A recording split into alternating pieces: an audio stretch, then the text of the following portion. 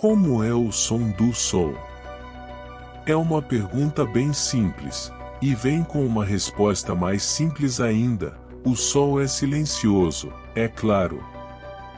Porque o som não se propaga no vácuo, para nós, o Sol não reproduz som algum.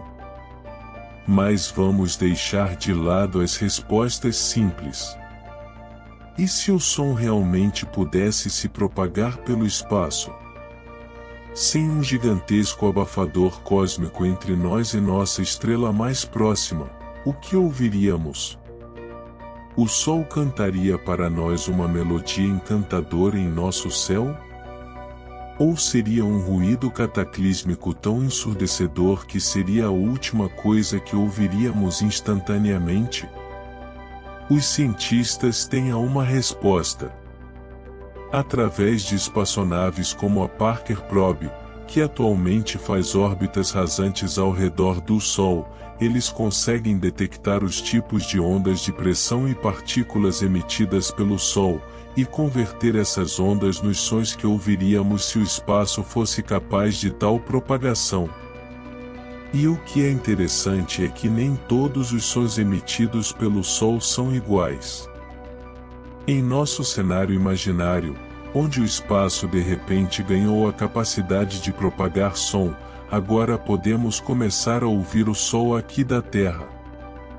Embora a Terra esteja a uma média de 151,9 milhões de quilômetros de distância do Sol, talvez não seja surpreendente descobrir que o Sol é muito barulhento, facilmente audível de onde estamos. Isso soaria algo assim. Apenas um lembrete, não há som no espaço. Isso é uma reconstrução sonora, transformando amplitudes e frequências em ondas sonoras, criando trechos do que as ondas poderiam soar para o ouvido humano se uma atmosfera estivesse presente. Este zumbido suave tem uma sensação quase elétrica. Isso me lembra de geradores ou talvez até algo vagamente radioativo, o que é apropriado, dado que estamos falando do Sol.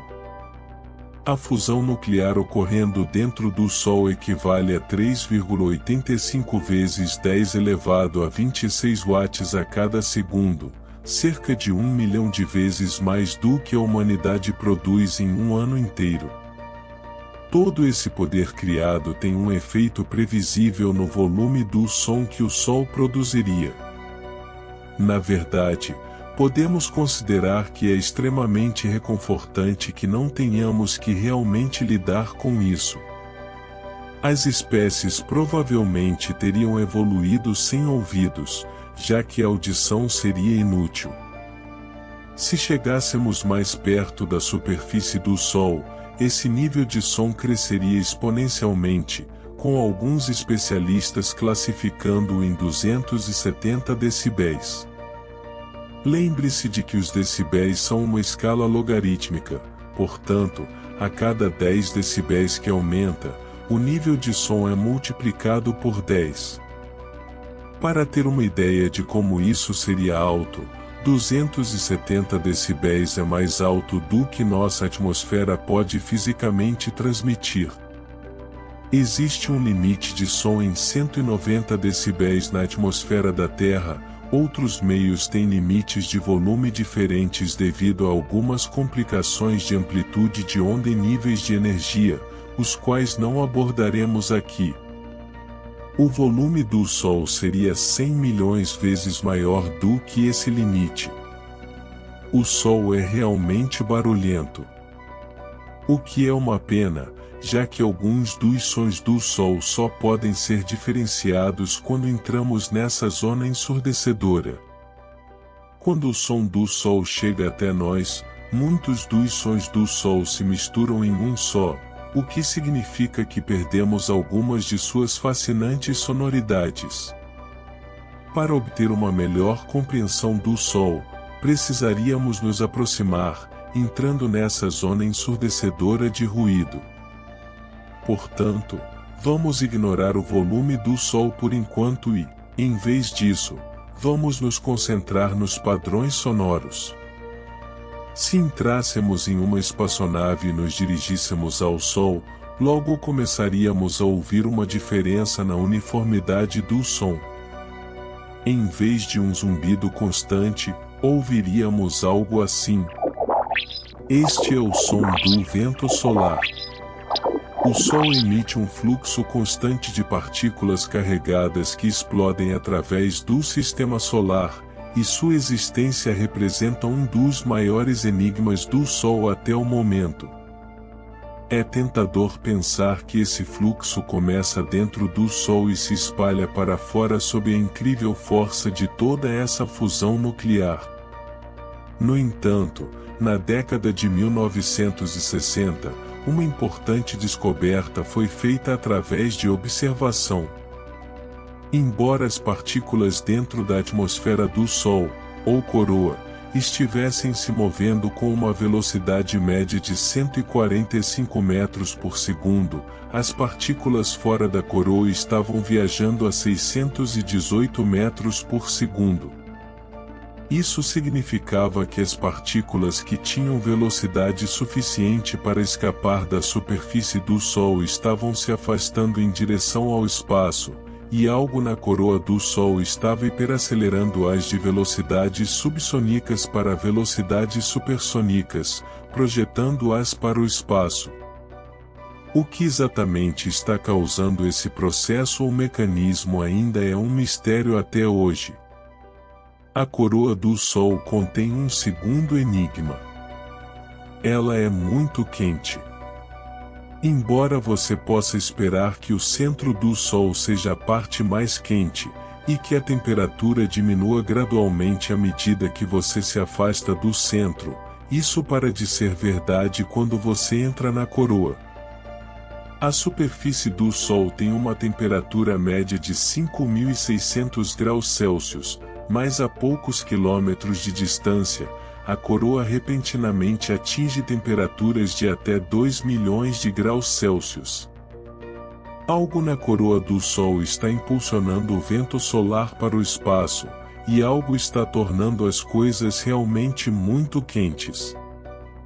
Os cientistas ainda não sabem o motivo disso, embora acreditem que tenha algo a ver com os campos magnéticos. É aqui que encontraríamos o terceiro som de nossa jornada pelo Sol. À medida que nossa espaçonave se aproximasse e passássemos pela fronteira entre a coroa e o espaço vazio, algo conhecido na ciência como superfície de Alfvén, começaríamos a ouvir o seguinte. Essas são conhecidas como ondas Langmuir. Elas são formadas por pequenas oscilações de partículas de plasma vibradas pela própria luz enquanto elas saem do Sol através de pequenos funis em sua superfície, um equivalente magnético ao som de um bule fervendo.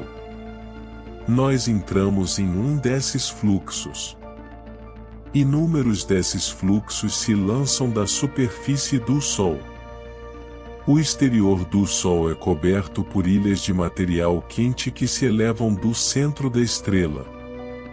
Uma vez lá, o material esfria e afunda de volta para o interior da massa da estrela ao longo das bordas da ilha, e algo nesse processo de ascensão e descida do material, ou algo que acontece dentro do Sol, faz com que essas zonas de afundamento projetem poderosas linhas de campo magnético para fora. O plasma é recolhido pela força magnética e é enviado para o espaço, o ponto de partida do vento solar. Os cientistas não sabem o que causa esse processo, mas o som das ondas Langmuir é estranhamente belo. À medida que os ventos se dirigem para fora, nem todas as ondas criadas dessa maneira viajam na mesma velocidade. Isso faz com que o som se espalhe, com as partes mais rápidas da onda avançando enquanto as partes mais lentas da onda ficam para trás, criando o que são conhecidas como ondas dispersivas. Tais ondas estão cheias de opiados ou pequenos redemoinhos de som, onde as ondas rápidas que vêm de trás encontram as ondas lentas que já estão à frente. Eventualmente, Isso se equilibra no zumbido que ouvimos no início. Há um último som que pode oferecer uma visão de todo o mistério. Um que tem algumas implicações intrigantes. Aqui, bem dentro da coroa fervente do Sol, finalmente podemos começar a detectar as ondas em modo assobiador. As ondas em modo assobiador são um eco distante de eventos de alta energia que ecoam através do plasma da magnetosfera de um corpo celeste. Nós as temos na Terra. Sempre que um raio estala, você obtém mais do que apenas o trovão. Uma ondulação viaja pela magnetosfera do planeta que pode ser detectada a quilômetros de distância, se você tiver os detectores certos. Para realmente ter uma ideia da escala dessas ondas, aqui está o que elas soam na Terra. Apenas alguns pequenos cliques e assobios. Nada muito especial. Agora, aqui está o que elas soam no Sol. Ir de cliques espaçados e breves para uma catástrofe de vento que indica que a magnetosfera do Sol não está apenas experimentando um único estalo de raio. Algo está acontecendo constantemente, por toda parte, unindo momentos individuais em um rugido incessante. Os cientistas ainda estão tentando descobrir o que está causando esse ruído. Mas pelo menos uma teoria para a força por trás desse som, que pode explicar a aceleração dramática e o superaquecimento da matéria dentro da coroa, é um evento aparentemente simples chamado reconexão magnética. A reconexão magnética soa bastante inofensiva, mas seu nome técnico e inocente esconde um cataclismo. O Sol é uma bola tensa de linhas magnéticas em movimento, devido a todo esse plasma fervente em seu núcleo. Não posso enfatizar o suficiente o quão poderosas essas linhas são. Quando as linhas do campo magnético se afastam do Sol, às vezes é possível que elas se fundam com outras linhas do campo, criando alguns desses famosos arcos que você provavelmente já viu em imagens do Sol antes. No entanto, no momento em que tais arcos são formados, o caos se instala. Quando duas linhas paralelas se tocam, criando um arco, há um enorme realinhamento na polaridade das linhas do campo magnético excedentes. Tudo acima do arco precisa encontrar um novo lugar para ir, para garantir que o equilíbrio magnético seja mantido. Cortadas de suas âncoras, as linhas do campo mais distantes do Sol formam um arco próprio, que então é lançado no espaço como se fosse o lançamento de uma gigantesca borracha esticada. Essa força magnética que se acelera rapidamente é conhecida como nanoflare e aquece indiretamente a coroa acima dela a milhões de graus em questão de segundos. Os cientistas desenvolveram apenas recentemente a capacidade de ver nanoflares, e ainda não têm certeza se os nanoflares que viram são de fato os eventos hipotéticos que esperavam, embora pareçam estar acompanhados do superaquecimento esperado. Essa é uma explicação que ainda está sendo trabalhada. Muito disso ainda não é compreendido. E ainda assim, não é completamente incerto que tais momentos, quando o Sol fica tão tenso a ponto de romper, expliquem por que sua coroa é tão quente quanto é e por que ele está lançando ventos solares em todas as direções com a força que testemunhamos. No entanto, para passar de um único estalo para o ruído ensurdecedor que ouvimos e para explicar o vento solar constante que se espalha para fora em todas as direções a partir do Sol, os nanoflares, ou seja lá qual for a força por trás desse fenômeno, devem ser extremamente difundidos por toda a coroa inteira. O Sol continua a guardar muitos mistérios. A Parker Solar Probe, que coletou muitos desses sons, continua sua jornada ao redor do Sol, ou reunindo dados valiosos a cada passagem. A Parker Probe está há apenas 4 anos em sua missão de 7 anos, então, esperançosamente, ela coletará muito mais informações para que os cientistas analisem. Talvez eles nos tragam mais sons, cada um deles uma pista para o antigo enigma de como o universo funciona. Porque, ironicamente, assim como ouvir o tic-tac de um relógio para tentar descobrir como o mecanismo do relógio funciona, os segredos do Sol podem ser resolvidos um dia pelo que ouvimos, em vez do que vemos. Se você gostou desse vídeo, deixe o seu like e considere se inscrever, e para não perder nenhum vídeo, ative o sininho das notificações.